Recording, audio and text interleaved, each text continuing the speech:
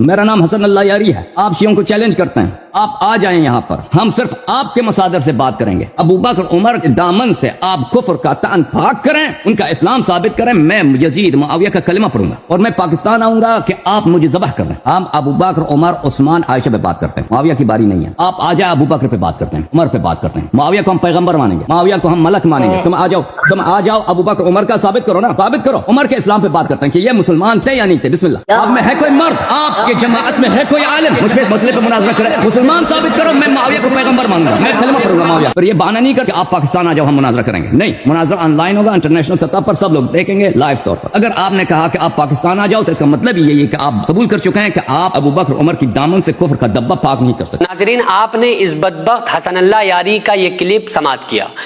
اب میں کہہ رہا ہوں کہ میں اس کے چیلنج کو قبول کرتا ہوں۔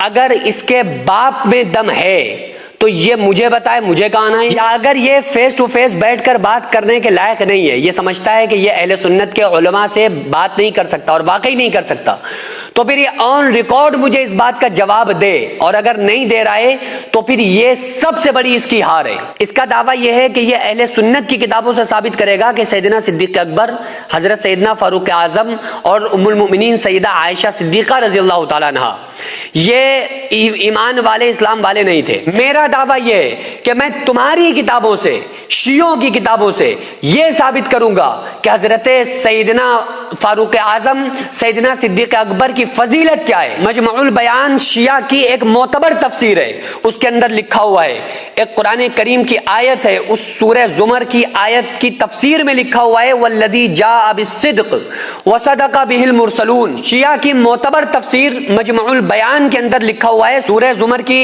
آیت نمبر 33 کی تفسیر والذی جاء بالصدق وصدق بہ اولئک هم المتقون۔ اس آیت کی تفسیر میں لکھا ہوا ہے ان اول من اسلم بعد خدیجہ ابو بکر، کہ حضرت سیدہ خدیجۃ الکبریٰ رضی اللہ تعالیٰ عنہا کے اسلام لانے کے بعد سب سے پہلے مردوں میں حضرت سیدنا ابو بکر صدیق رضی اللہ تعالیٰ عنہ اسلام لائے۔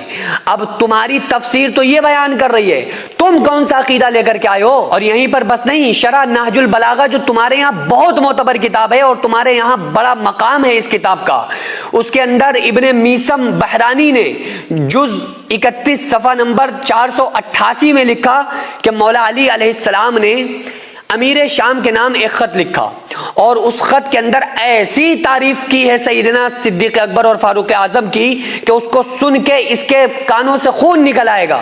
یہ اہل سنت کی کتابوں سے کیا ثابت کرے گا؟ یہ پہلے اپنی کتابوں کو سننے کے لائق بن جائے، پہلے اپنی کتابوں کو یہ ایکسپٹ کر لے، کم سے کم اپنی کتابوں کو مان لے جن کتابوں کی بنیاد پر یہ بندہ اپنے آپ کو شیعہ کہلاتا ہے۔ حالانکہ اس کی اتنی بھی اوقات نہیں ہے کہ خود جو اہل تشیع کے بڑے علماء ہیں نا، میں ان کی قدر کرتا ہوں، ان علماء نے بھی اس کو اپنی ٹیم سے نکالا ہوا ہے اور اپنے فرقے سے اس کو شیطان کی طرح جیسے اس کو رائے درگاہ کر دیا گیا نا، اس کو نکال دیا گیا ہے کہ اہل تشیع کے علماء کہتے ہیں میرا اس سے کوئی تعلق نہیں ہے، لیکن زبردستی کا شیعہ بنا ہوا ہے، جبکہ شیعوں کی خود کتابوں کے اندر سیدنا فاروق اعظم اور حضرت ام المؤمنین عائشہ صدیقہ اور سیدنا ابو بکر صدیق رضی اللہ عنہم اجمعین کے وہ تمام فضائل تحریر ہیں جو قرآن و حدیث کی روشنی میں ہیں۔ ان کو کیسے کوئی رد کر سکتا ہے جو قرآن و حدیث میں صراحت کے ساتھ جن کی تعریف اللہ نے اور رسول اللہ نے کی ہو؟ تو مولا علی نے جو خط لکھا ہے نا، وہ خط آپ ضرور سنیں۔